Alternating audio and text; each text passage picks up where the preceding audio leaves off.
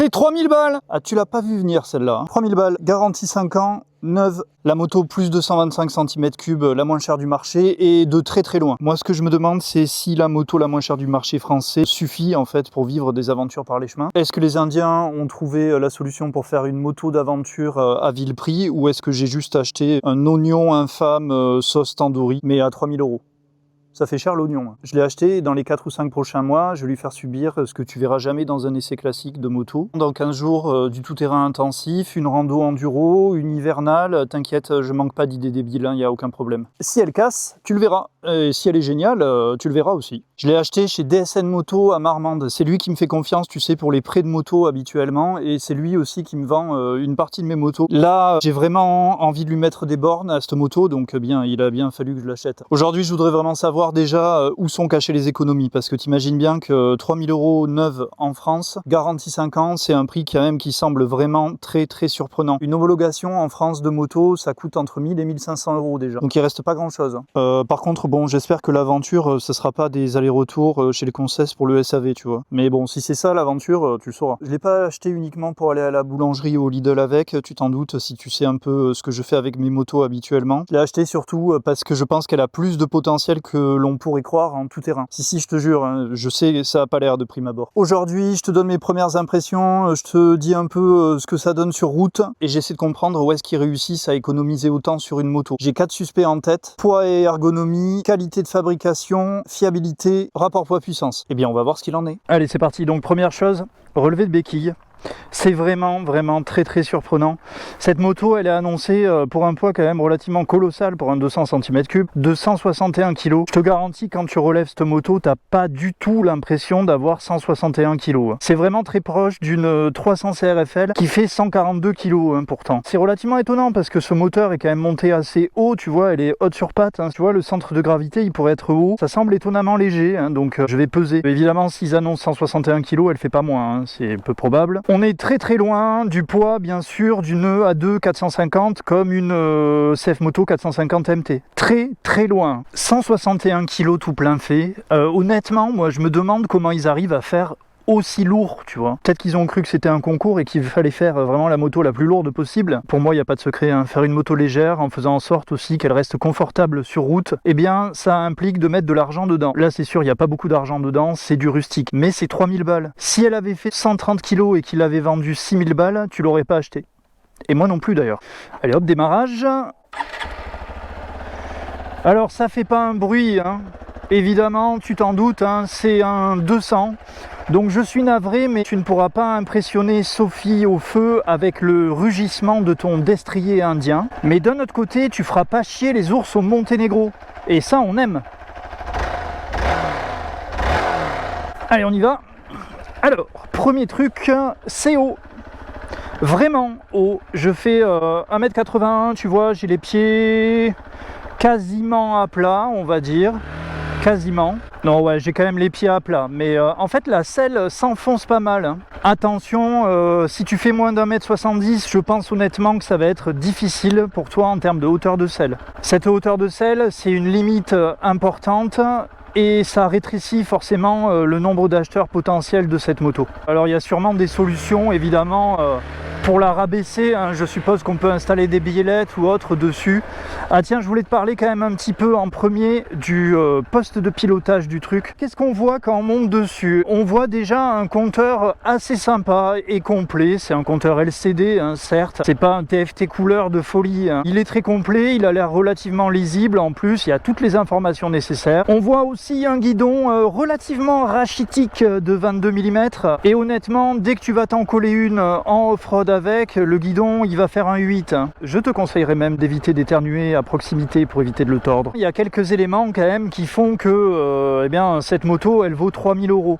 Mais pas tant que ça. Alors tu peux le voir en particulier au niveau des T. Le moulage du T, vraiment pas très impressionnant. Voilà, la vis là de colonne de direction, c'est carrément préhistorique, hein, pour moi. C'est 3000 balles. Moi, les Komodo, je les trouve plutôt qualitatifs, hein. Bon, c'est pas exceptionnel. Mais tu vois, dans l'ensemble, semble quand même, ce qu'on peut remarquer directement en montant sur cette moto, c'est qu'on est très loin, tu sais, des chinoises 125 qui sont arrivées à la fin des années 2000 et au début des années 2010. Tu sais, il y a une marque qui a un nom de salade. Là, en termes de qualité et de finition, on est nettement au-dessus. Et au milieu de tout ça, tu as des éléments qui font pas du tout cheap, comme les réglages de fourche, non mais le truc de fou, compression en détente, sans outils en plus. Pour l'instant, moi je sais pas ce que ça donne, hein. Si ça se trouve, ce sera des réglages qui servent absolument à rien, ce sera une pompe à vélo, la fourche. Au final, tu n'auras gagné qu'une pompe à vélo, mais réglable sans outils.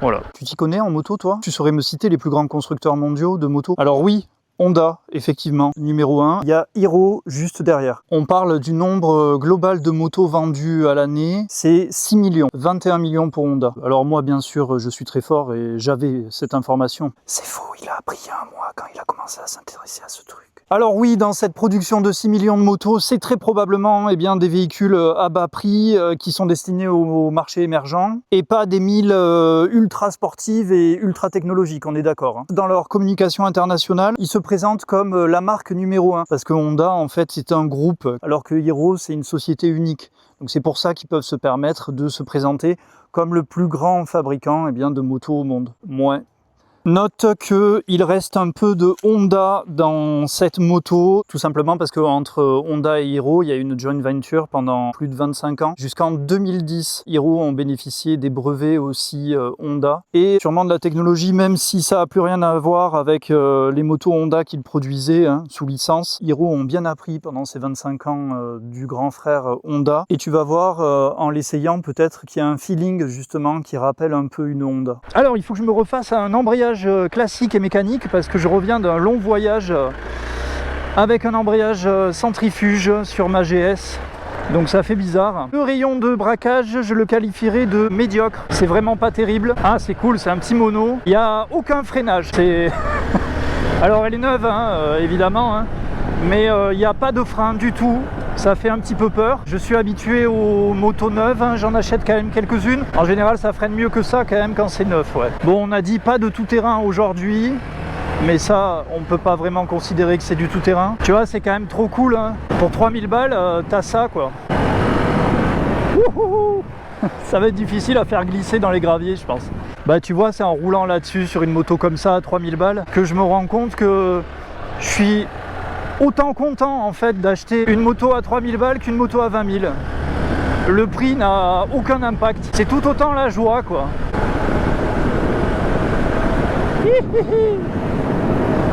D'ailleurs, je crois même, tu vois, que mes meilleurs souvenirs à moto, c'est avec les motos les moins puissantes que j'ai eues et les moins chères. Ouais, c'est trop bien.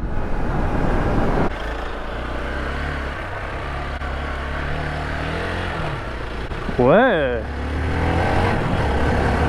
Alors c'est très confortable, en particulier tu vois de selle, c'est étonnant. Et la position debout est vraiment naturelle sur cette moto. Alors, le guidon est extrêmement relevé, pour moi c'est même trop, tu vois, c'est peut-être difficile de bien charger l'avant. Bon, ils adorent, les clients ils demandent ça, ils demandent à avoir des guidons extrêmement relevés, pourquoi pas, regarde ça, non mais sérieux, les risers qu'il y a, quoi. C'est un truc de fou. Je me permets tout de même de te faire part de mes craintes quant à ma capacité à dominer la fougue et la rage de ces 19 chevaux indiens. Je vais te le dire clairement, ça va pas te décoller la pulpe. Par contre, c'est vraiment sans commune mesure, tu vois, avec un 125 4 temps, qui fait en général 10 ou 12 chevaux, grand maximum. Et là, tu as vraiment un petit peu plus de couple et c'est très agréable. Elle est vraiment raide neuve, donc je vais pas lui tirer trop dedans d'entrée de jeu. C'est la mienne, j'ai pas envie de la massacrer. Tu sais, je suis pas vraiment un psychorigide du rodage, on va dire, sur les motos. Faire traîner une moto, tu vois, à 4000 tours minute pendant 1000 km sur la route, c'est vraiment pour moi totalement absurde. C'est bien d'utiliser toute la plage de régime, mais quand même, tu vois, sur le premier plan, je fais gaffe et je lui tire pas dedans. Là, le problème, c'est que vu les performances, comment on pourrait les qualifier, limitées de l'engin, je fais comment, quoi, pour roder ça? Je la laisse tourner sur la béquille avec moi dessus et j'attends que ça passe. Franchement, en termes de moteur, moi je m'attendais à un truc épouvantable et totalement anémique. Mais c'est absolument pas ridicule. Hein. Ah mais j'avais dit que c'était le test route. Bon, c'est une route. Ça ressemble énormément à une route, voilà. Oh là là. Alors, tu vois la Honda 300 CRFL? Moi j'en ai eu 4, hein. Elle se vend 6200 € aujourd'hui. Les suspensions sur cette moto à 3000 € sont absolument sans commune mesure et incroyablement meilleures. Il y a vraiment une grande légèreté, hein. Tu vois, c'est 161 kg, mais honnêtement tu les sens pas du tout, ces 161 kg. 161 kg, c'est le poids d'une 690 enduro par exemple. Je te garantis qu'une 690 enduro, ça semble plus lourd que ça. Et ça, c'est dû très probablement à l'architecture moteur, hein, en fait. Quand même 500 cm3 de moins. Hein. Et le poids semble quand même relativement perché bas. Mais ce sera à confirmer. Allez, je te montre un peu les détails du machin. Donc, le premier truc que je remarque, moi, c'est la filiation avec Royal Enfield. Et ensuite, eh bien, le deuxième truc que je remarque, c'est ce kick en 2026 sur une moto neuve qui est... assez impressionnant, t'as vu la longueur du truc. Je dois dire que c'est quelque chose que j'aime bien sur cette moto, même si ça semble complètement anachronique. C'est une solution pour moi tout à fait pertinente pour une moto qui est destinée au voyage tout-terrain. C'est une solution de secours tout à fait intéressante. Si tu as une batterie faible, alors par contre si tu retires la batterie, elle démarrera pas au kick. Pour moi, ça va plutôt dans le bon sens. Ça t'évite aussi de devoir te trimballer dans les sacoches un booster en cas de panne de batterie. Donc c'est pas con du tout. Tu vois, c'est un réservoir grande capacité quand même. Hein. C'est 13 litres pour une petite moto comme ça. C'est un réservoir en métal. La peinture est tout à fait correcte. Tu vois, tu as une peinture brillante, pailletée sur la partie blanche, mais pas sur la partie noire. Honnêtement, c'est très correct. En termes de finition, de peinture, il y a rien à redire. Bon, évidemment, les autocollants, ils sont pas vernis, hein, ils sont uniquement collés dessus. Ça, c'est valable pour la plupart des trails du marché, dans tous les cas. Moto indienne, donc moi j'ai espoir que ça prenne à peu près n'importe quelle essence pourrie qui traîne, même si elle a dû être adaptée, tu vois, pour Euro 5+. Si ça se trouve, ça tourne même à l'E85, à l'éthanol. Donc si tu es un gros rat, tu pourras éventuellement la passer à l'éthanol, même si tu es un peu fou, sans modif. Mais là, je pense pas que ce soit une bonne idée quand même. Conso annoncé 2,5 litres au 100, ça semble faible, il paraît que ça consomme que dalle, on va vérifier ça. 2,5 litres avec 13 litres dans le réservoir, ça veut dire 500 km d'autonomie. Ça voudrait dire une consommation encore plus faible qu'une 300 CRFL. Eh bien oui, on espère. Oui, on espère, mais ce sera vérifié. Ah là là, refroidissement, air huile. Et oui, en 2026, on peut encore homologuer une moto Euro 5+, avec un refroidissement air huile des années 80. Avantage simplicité, encore une fois, tu n'as pas de radiateur d'eau à exploser, mais à la place, tu gagnes un radiateur d'huile à exploser, ce qui est quand même sympa aussi. Note que ce radiateur, il est placé de manière très étrange, hein, sur le côté comme ça, il est très exposé, mais il est protégé par ces crash bars. Et ces crash bars, ils sont d'origine, c'est pas une pièce rajoutée. Ils sont protégés par les crash bars et par cette grille de radiateur, qui est là relativement solide d'ailleurs. Pareil, d'origine. Ça semble malgré tout assez exposé, hein. Si tu as le malheur de tomber sur une pierre à ce niveau-là, eh bien ça va mal se terminer. Mais bien charmante attention de l'avoir protégé. Donc t'as peut-être compris que la simplicité, ça touche quand même une corde sensible chez moi. Une moto d'aventure pour moi, c'est une moto qui est simple. C'est une moto où il n'y a pas énormément d'électronique, de périphérique et de choses qui vont t'embêter en voyage à l'autre bout du monde. Mais ce n'est que mon avis, bien sûr. Et attends, en plus, regarde-moi ça. Les tendeurs de chaîne te font directement voyager dans le temps, quoi. C'est quand même merveilleux. Et le bras oscillant, eh ben, le bras oscillant, que dire de cette magnifique pièce de bras oscillant? C'est du tube de chez Casto, hein, honnêtement. Si tu le plies dans un chemin, tu vas chez Casto, tu le changes. En termes de bras oscillants, effectivement, on est loin de la beauté presque obscène de celui de l'AJP PR7. Oui, je te l'accorde. C'est 3000 balles! Ma crainte quant aux périphériques, tu sais qu'ils sont souvent très cheap, hein, sur les motos pas chères comme ça. Bah les pneus, c'est des Metzeler Enduro 3. Sahara, jamais entendu parler. C'est des pneus 50-50 à mon avis. C'est bien la misère dès que c'est mouillé. Quand t'as le contact, t'as les LED sur le côté. Quand tu la démarres, t'as les LED en bas. Et quand tu mets les pleins phares, forcément t'as celle du haut. Je sais pas si ça éclaire. La moto m'a été livrée avec des rayures sur la protection de radiateur et sur le radiateur. C'est moyen. Alors attends, parce que faudrait pas qu'elle finisse dans le canal comme Finkel. On va pas se mentir, toi et moi, il y a un léger à-coup à la remise des gaz. C'est pas hyper progressif. Alors c'est pas trop brutal, tu sais, au contraire d'une CF Moto 450 MT, tout simplement parce que c'est une moto qui est bien moins dynamique en fait. Ça va pas trop te secouer. Cet à-coup est présent.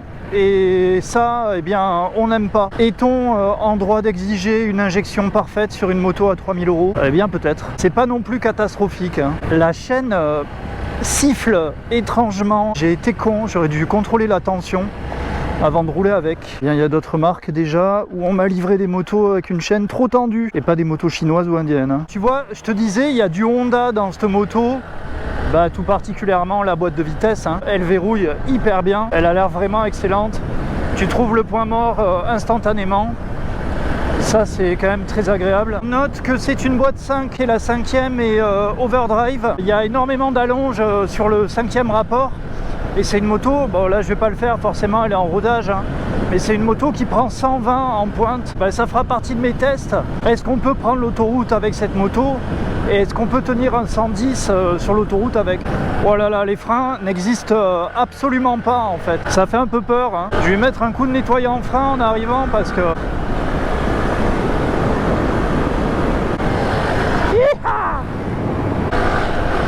Ah, c'est vraiment sans commune mesure avec un 125 4 ans. En termes de moteur, bon évidemment si tu veux avancer avec une moto comme ça de 19 chevaux, il faut être tout le temps à fond, hein. C'est clair. Mais pour rouler sur les petites routes, pour rouler aux limitations, et du coup pour rouler en tout terrain, bah, ça peut peut-être suffire.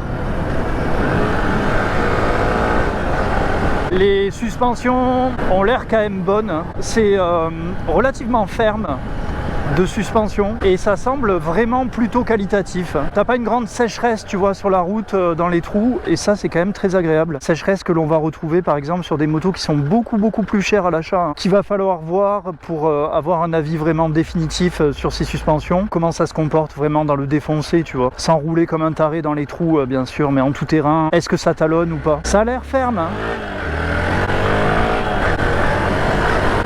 Ouais, il y a vraiment une fermeté et on sent qu'il y a du débattement aussi. Ah, ça fait vraiment aucun bruit, c'est super agréable. Donc c'est étonnamment souple, tu vois, tu peux rouler en 5 à 45, à 3000 et ça reprend. Alors ça va pas t'arracher la nuque, hein, c'est sûr, hein. 3002 à 50, un peu moins de 5000 à 70, ouais, 6000 à 80. Bon, le truc c'est qu'avec une cylindrée pareille, évidemment, si tu veux doubler un C15 ou un berlingot, hein, bien sûr, parce qu'on est en 2026 et tout fout le camp, bah, ça va être plus difficile. Et il va falloir baisser un rapport, voire 2 rapports. Cette petite bulle est sympa, j'ai pas l'impression qu'il y ait une protection particulière, hein. T'as peut-être une petite protection du torse, hein, mais clairement c'est pas le grand confort. Voyons. Ouais, t'as un à-coup, tu vois, à la remise. Putain, il faut que je fasse gaffe, il y a du gasoil. À la remise, tu vois, tu le sens. Ouverture et fermeture de la poignée, ouais. Bon, c'est pas trop surprenant, hein, faire passer les normes à un monocylindre air-huile comme ça, d'une conception limite moyenâgeuse. C'est pas étonnant que ce soit difficile de faire une bonne injection. Un petit mot sur la concurrence. C'est la moto la moins chère de France, certes, mais par contre, il y a une concurrence, et tout particulièrement sur le marché de l'occasion. Mais je t'en parlerai davantage sur mon test complet de la moto. En occasion, tu peux commencer à trouver des trails très intéressants à 3000 €. J'ai particulièrement la Vosges 300 Rally en tête, que tu peux trouver dans ces eaux-là avec un très faible kilométrage. Ah, je voudrais prendre aussi la parole au sujet du harcèlement que j'ai subi par les fans de la Riedu Aventura 307 Rally, avec son nom à coucher dehors, du harcèlement. On peut le qualifier que comme ça. Quand est-ce que tu fais l'essai de la Riedu et la Riedu environ tous les 3 commentaires? Je fais une rando enduro, qu'est-ce que je vois? Une Riedu. Je pars au Kosovo, me rouler dans les cailloux tranquille, loin de tout ça, qu'est-ce que je vois? 2 Riedu. Des Riedu partout, une horreur, un cauchemar. Ça va les bourgeois en Riedu, tranquille. Alors tout le monde n'a pas le train de vie de Bernard Arnault comme vous pour vous payer une moto à 4899 €. Nous, les gueux, devons nous contenter de la Hero 200 X-Pulse Pro 4V, qui a un nom pas du tout à coucher dehors d'ailleurs. Et on est très heureux comme ça. Enfin, je crois. C'est le premier essai, on va voir. Ça se trouve, on sera pas du tout heureux. Donc pour moi, ouais, la Riedu, c'est pas une concurrente directe, hein, parce que c'est quasiment le double du prix de ce machin. La Vosges, par contre, beaucoup plus en occasion. Moto sortie en Inde il y a déjà 8 ans, donc autant te dire que pendant ces 8 années, ils ont eu le temps de la fiabiliser, il n'y a pas de problème. Je sais pas si tu sais, mais les conditions de circulation en Inde sont absolument déplorables, et sans commune mesure avec ce que l'on a en Europe. Même si elle débarque juste en France, sache que c'est une moto qui est déjà éprouvée, qui a été fiabilisée, et tu vas pas essuyer les plâtres pendant 1 an ou 2, tu sais, avec des rappels et autres. Suivez mon regard. Garantie 5 ans, pièce main d'œuvre. C'est distribué aussi, pas par un inconnu, mais par GD France. C'est le distributeur de CF Moto. Donc là, pour moi, totale confiance de ce côté-là. J'insiste, hein, mais c'est pas un truc chinois qui va disparaître, dont le nom de la marque va disparaître dans 1 an. C'est une marque solide, Hero, et le fait que ce soit distribué par GD France, ça rassure encore un peu plus. C'est un peu étonnant, je trouve, les repose-pieds assez avancés, mais la position est plutôt bonne. Hormis ces repose-pieds qui sont un peu étranges, le guidon est vraiment bien placé, ouais. Oh là là là là, les envolées lyriques. Ah, c'est cool. Je sais qu'il y a des gens qui vont un peu regretter qu'en France on vende des motos comme ça qui sont à destination à la base, hein, tu sais, des pays émergents. Tu peux te dire en voyant arriver des motos comme ça en France, c'est la décadence, ils nous vendent des produits pourris. Eh bien moi je suis pas d'accord, c'est un prix d'accès et un prix d'accès qui est pas du tout déconnant et à la qualité relativement correcte, tu vois, pour ces 3000 €. Pour moi c'est pas une moto qui vaut 3000 €, hein, ça vaut plus. Pour 3000 € tu trouves eh bien, des 125 chinois justement d'une qualité nettement inférieure pour avoir essayé une fois. C'est pas ça. J'espère toutefois que eh bien, dans 5 ans, cette moto elle sera pas entièrement piquée de rouille, mais il faudra voir sur le temps long hein, ce que ça va donner. Et je trouve que ça permet d'ouvrir le marché du trail. Ça va permettre à des gens eh bien, qui n'ont pas forcément 6000 balles à mettre dans une moto, dans une CF Moto 450 MT par exemple, ou dans une CRFL 300, d'accéder un petit peu au tout-terrain, de faire un petit peu de tout-terrain, un peu de chemin avec. Et moi je pense qu'elle est capable de faire plus qu'un peu de chemin et c'est ce qu'on va voir bien dans les prochaines vidéos. La moto la moins chère de France quand même hein. Wow, le confort du truc c'est incroyable hein. C'est mieux que la GS quoi. C'est très doux quand même hein. Ça fait pas peur. Ok, le freinage commence à être correct. Je suis assez pressé tu vois d'être dans 3 ou 4 mois quand j'aurai beaucoup roulé avec cette moto pour savoir ce que ça donne. Et si c'est mieux que les 3000 € le laissent entendre, ça peut être une sacrée révolution, tu vois, sur le marché du trail. Une moto à 3000 balles correcte, c'est quand même un choc. Hein. Cette bulle est très étrange, elle est un petit peu asymétrique. J'ai l'impression que l'ensemble de la moto est asymétrique en fait. Elle est décalée sur le côté et c'est pas spécifique à mon exemplaire, hein. C'est sur toutes ces motos-là. Surprenant. Oui, intéressant. L'ABS, quand tu le mets en mode rallye, il est coupé sur l'avant aussi. Je ne savais même pas que les constructeurs avaient le droit de faire ça en Europe, en fait. C'est pas le test off-road, mais quand même, ce petit chemin me tendait les bras. Donc je vais aller voir. Ah ouais.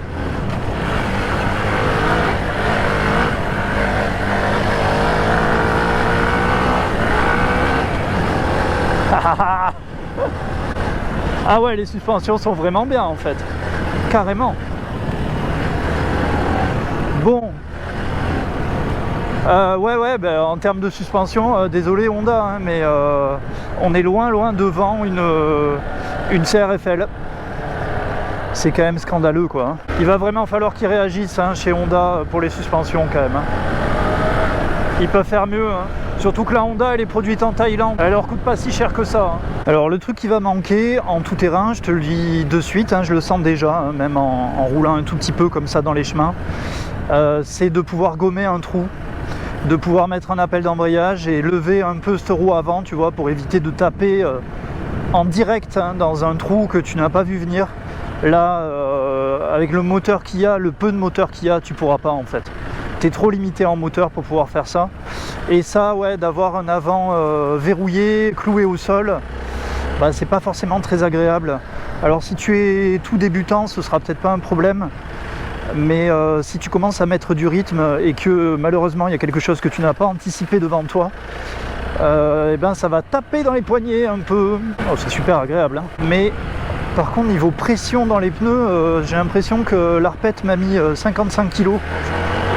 Ça aussi, il faudra que je vérifie. Je vais quand même te parler des équipements d'origine. C'est simple, sur cette moto, il y a déjà tout et c'est suffisamment rare pour mériter d'être signalé. Tu as déjà les protège-mains, ce sont des protège-mains en plastique tout à fait classiques du niveau de ceux d'une F450 GS d'origine par exemple. Évidemment, si tu comptes la faire tomber, il va falloir changer par bien des protège-mains en alu à 10 €. Mais tu as aussi un sabot moteur d'origine qui est en aluminium et qui m'a l'air relativement pas solide étant donné qu'il est bien ouvert, bien ajouré ici aussi. Voilà, je ne suis pas persuadé de la solidité du truc, mais il a le mérite d'être présent et il va t'éviter de percer un carter ou cette ligne d'échappement aussi qui passe en dessous, tu vois. C'est plutôt correct, hein. Il y a quand même plusieurs millimètres, le sabot est plutôt épais. Je suis au regret de constater qu'il est même plus épais. Oui. Il est nettement plus épais par exemple que celui d'une KLE 500. La fixation n'a pas l'air incroyable, hein. C'est fixé en 4 points, 2 points devant, 2 points derrière. Bon ben voilà, mais il est d'origine, tu vois, ça fait un truc que t'as pas à changer. D'origine, pareil, tu as un porte-bagages, alors il est plutôt symbolique le porte-bagages, mais il va te permettre de mettre un sac quand même à l'arrière. Donc voilà quand même gros avantage de cette moto, c'est 3000 balles, et c'est pas 3000 balles plus 1200 balles à ajouter pour repartir avec la moto, tu vois, comme chez certaines marques que je ne citerai pas. Je te parle très rapidement du prix des pièces. Je ferai un point vraiment très détaillé, tu vois, sur mon test complet de la moto, quand j'aurai vraiment eu le temps et d'intégrer des prix très intéressants. En fait, tu peux tout acheter directement en Inde. Une boutique en particulier chez Hero qui distribue en Europe. J'ai regardé un petit peu des prix donc indiens en ajoutant la douane et en ajoutant le port. Honnêtement, c'est les prix du vide-grenier, hein. Il y a pas de problème. Un petit exemple, un levier, c'est 3 €, port compris, douane comprise. C'est 1 € en Inde. Un sélecteur, c'est 5 €. Un clignotant à LED, c'est 5 €. Un cache latéral comme ça, c'est 15 €. Bon, t'as compris, hein. Le feu avant complet à LED, tu sais combien ça vaut chez BMW, un feu avant de GS 1300? Ça vaut le prix de cette moto, voilà. Bon, et bien celui-là, il vaut 50 € au total. Les optiques, tu sais, c'est extrêmement cher. Je sais pas si ça éclaire, je peux pas te dire, mais en tout cas, c'est des LED. Donc voilà, c'est quand même un point très positif, hein, pour cette moto, c'est que si tu la cartonnes, si tu la jettes dans les cailloux, eh bien t'en auras pour pas trop cher en termes de pièces. Bon, le véhicule me semble parfaitement adapté à une petite session Lidl, hein. Honnêtement, on avait déterminé ensemble que la F450 GS était la moto la plus française qui soit et la plus apte à aller à la boulangerie chercher ta baguette. Je pense que la Hero sera parfaitement adaptée pour le Lidl. Note que la béquille est très bien. Contrairement à la CRFL, tu vois, qui s'enfonce atrocement dès que tu la mets sur la béquille. Là, elle est plutôt droite, elle a l'air très stable. Un truc que je viens de constater qui est très très laid, c'est ça. Oh là là, avec du vieux scotch d'électricien au-dessus. Ça, c'est moche. Ce qui est surprenant aussi, c'est ce garde-boue qui s'arrête ici, mais qui a une prolongation en plastique en dessous, là. C'est quand même très étonnant, hein, comme construction. Il y a pas mal d'espace, tu vois, au niveau du garde-boue, donc ça va te laisser la possibilité de rouler dans la boue épaisse avec. Ok, on découvre des choses. Sur cette moto, tu n'as pas d'ABS arrière, et ça, ben, c'est très bien pour nous en tout terrain. Et tu as 3 modes, alors on comprend pas pourquoi il y a besoin de tant de modes. Pour gérer l'ABS avant, tu as Road, Off-Road et Rallye. Road, c'est l'intervention la plus brutale, je suppose. Off-Road allégé et Rallye coupé, avec un peu d'espoir. Rallye, bon. Rallye. Tu vas peut-être pas faire le Dakar avec, hein. Alors non, je suis désolé, il n'y a pas de mode moteur sur cette moto. Ça fait 19 chevaux, hein. Tu vas pas avoir besoin du mode pluie et d'un IMU à 6 axes, tu vois, pour gérer le wheeling là-dessus. Ça devrait rester gérable dans l'ensemble. Et en dessous de cette puissance, je suis désolé, mais c'est le monte-escalier Stana, hein. Le compteur, il y a tout un tas de trucs, hein, je dois le reconnaître. Donc tu as 2 tripes, tu as la vitesse moyenne, tu as le temps de roulage, tu as la date. Ah oui, il y a le Bluetooth. Alors tu peux connecter ton téléphone et après tu as une navigation turn by turn. T'imagines la navigation sur un compteur LCD comme ça, hein, ça doit être absolument fantastique. Mais ça y est, il y a un mode éco, je ne sais pas ce qu'il fait, j'arrive pas à le désactiver en plus, je sais pas s'il est activé ou pas. Mode éco sur 19 chevaux, mais bien sûr, tu as aussi la consommation moyenne et tu as aussi la batterie. Tu as une jauge à essence, tu as un contour, tu as l'heure, tu as l'indicateur de rapport engagé, il y a tout ce que tu veux, ça y est. Ah, un truc quand même. Il y a une prise, oui, USB-A, bon, il faut pas trop demander. Il y a une prise USB d'origine sur la moto. Un Suzuki avec la DRZ 4S qui en mettent pas pour 9000 balles, ou la KLE SE où il y a l'emplacement de la prise, mais pas la prise, c'est un grain. Bon, un véhicule parfait pour le Lidl, hein. Lidl Racing Team. Je trouve que le ralenti est un peu bas, mais bon. On verra un peu plus tard.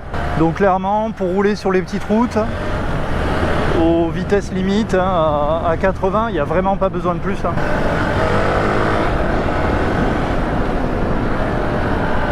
Ok, le freinage est de mieux en mieux.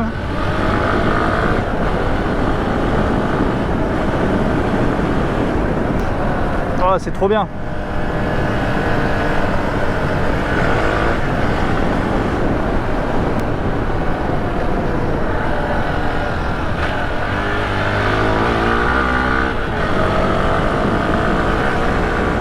Alors la question qui va se poser pour beaucoup de débutants, ça va être l'aspect valorisant ou non de la moto.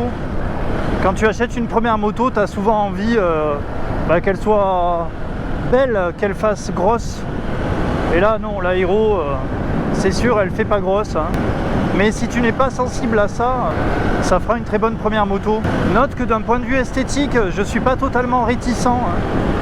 Et je trouve qu'en termes de design, c'est pas trop déconnant. Hormis peut-être ce silencieux qui est vraiment énorme et disgracieux au possible.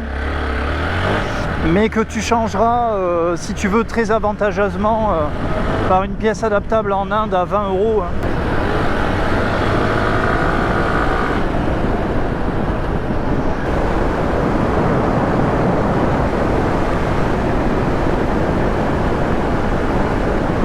Non, tu n'as pas vu, mais j'ai pris une petite section d'autoroute et effectivement, ça monte au moins à 115 et sûrement un peu plus. La 5e est vraiment longue. C'est vraiment typé stable. Et du coup, ouais, c'est 161 kg. C'est peut-être eux qui vont t'éviter en fait de te faire secouer par les camions sur l'autoroute. Si tu prends l'autoroute avec, ce qui est quand même pas l'usage préconisé, je pense, hein, de cette moto indienne. Tu as une grande stabilité, c'est rassurant, ça sera rassurant pour un débutant. Pour moi, c'est pas vraiment une moto de débutant. Pour moi, c'est plutôt une deuxième moto pour quelqu'un qui met le prix de 2 iPhones très très cher, mais qui aura moins de remords, tu vois, à la jeter dans les cailloux. Oh là là, quelle fougue, quelle violence! C'est démesuré.